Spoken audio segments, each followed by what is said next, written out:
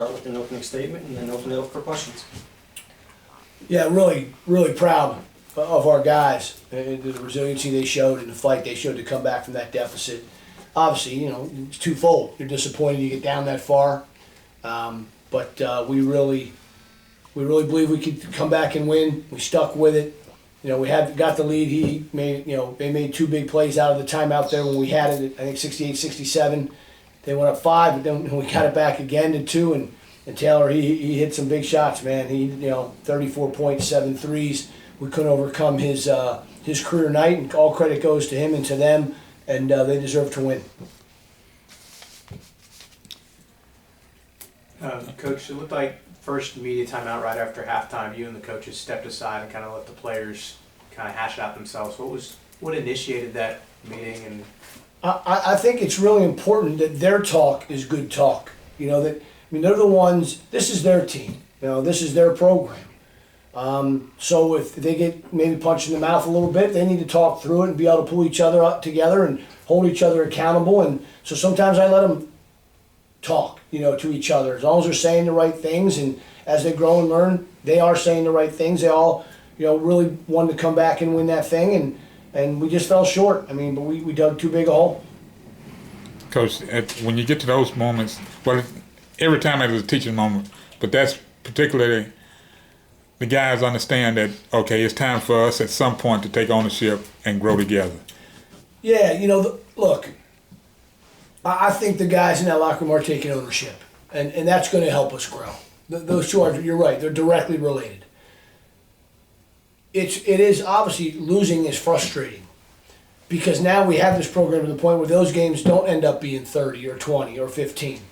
Our guys fight back and take the lead and have a chance to win. At Western Kentucky Saturday, on the road in one of the toughest environments in the league, we fought back and tied the game and had many opportunities to win the game, but didn't.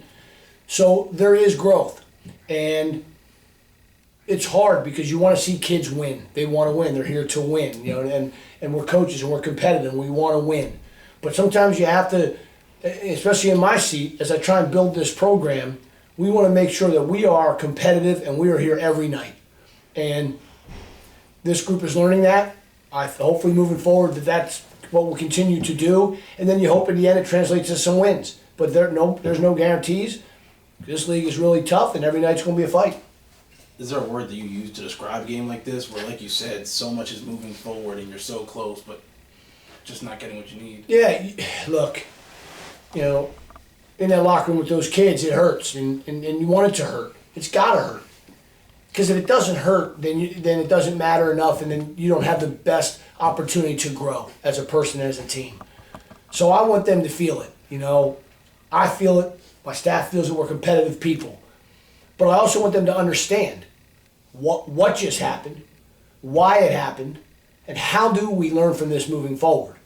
And that's what we addressed, and I told them, look, tonight, it hurts. Say the right things to each other. Look yourself in the mirror and hold yourselves accountable. And come here tomorrow ready to work. Harder. Do more.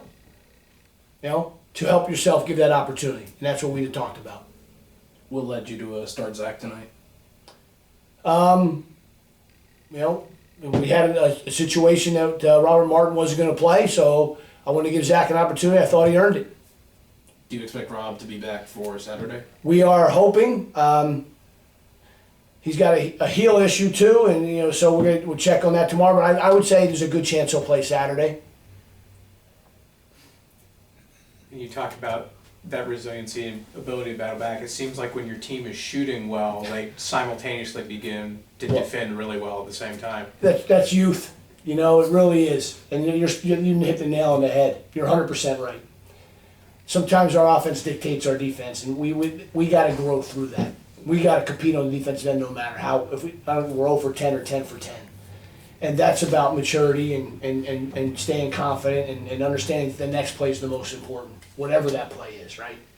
And so that's something we talk about and something we got to get better at.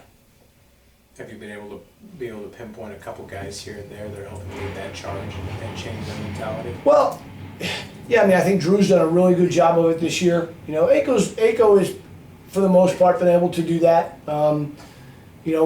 I got to keep Trey's confidence up. Obviously, Trey's not shooting the ball like we all know Trey Murphy can shoot the ball, and so we can't let that affect him. And I thought tonight he did a pretty good job of fighting through it, and then hit some big ones for us down the stretch. So it's just kind of a group deal, you know.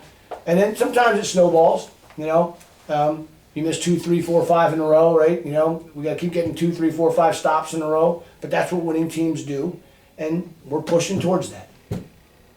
Can you talk a little bit more about Drew's growth and just especially his ability to create his own shot?